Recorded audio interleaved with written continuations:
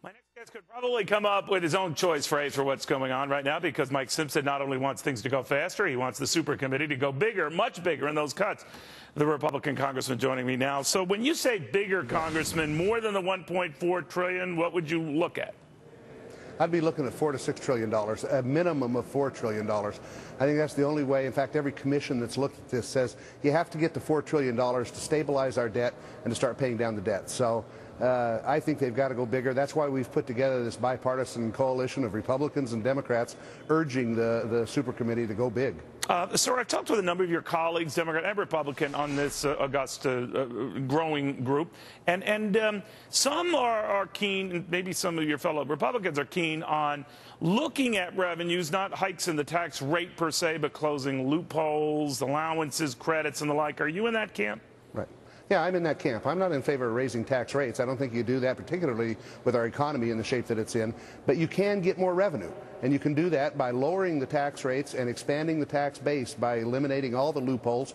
You've had reports on all of the loopholes that exist and all of those types of things within the tax code. People take advantage of them. It's legal, but they take advantage of them. But you know, Congressman, the rap from some of the more conservative members in your party is that closing a loophole, getting rid of a credit, leaving aside eventually simplifying the tax code, because they say there's no time to get that emotion out, but that is a tax hike. More people than pay taxes, maybe not a lot more when you close these allowances, but they're not looking beyond that. What do you say? Well, I don't think that that's a tax increase. And in fact, you've heard some reports recently that if they extend the payroll tax holiday that was given last year as a one-year type thing, that if we don't extend that, that's then a tax increase. I don't think that that's true. Now, it's going to get extended, but you know, people define what a tax hike is different among people, and so I don't think it's a tax increase by expanding the base, making it fair, making it flatter, and reducing the overall rate.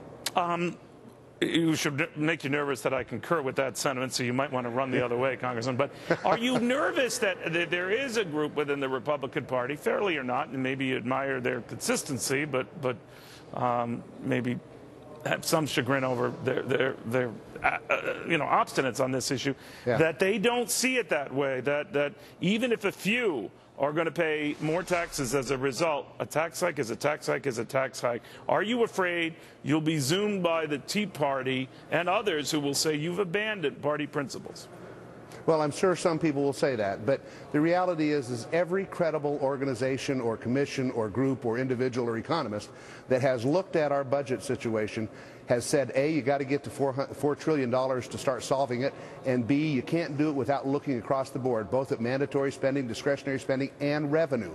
So that's just the reality, you know, and sometimes you have to put your political career at risk in order to do what's right for the country, and I think that's what a majority of people are trying to do here.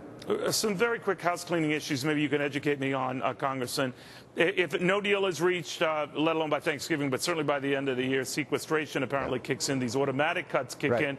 There's been a move afoot by some of your colleagues in the House, mostly Democrat, I believe, but maybe not entirely, who want to change those rules. How real is that effort? It's a real effort, and you might see them change those rules, but you know, that sequestration was put into effect to be meaningful, so that no one would want to go there, that we would cut to urge us to go for this debt committee to come up with a compromise. No one wants to go there. It's going to be ugly, particularly on defense, so it's real, but I'm opposed to that. I think if you're going to put those types of triggers in there, so when the president, real quickly, the president, then when he says those sequestrated cuts come in, he's not a fan of them. I think he has said he would veto that, but I don't think he can veto that, right? Well, what it is the sequestration would go into effect automatically. Right. In order to avoid the sequestration, you would have to pass a law that he would then veto, is what he said. I got you. Okay, I misunderstood it. Thank you for clarifying that, Congressman. It's always a pleasure. Thank you. Good to be with you, Neil.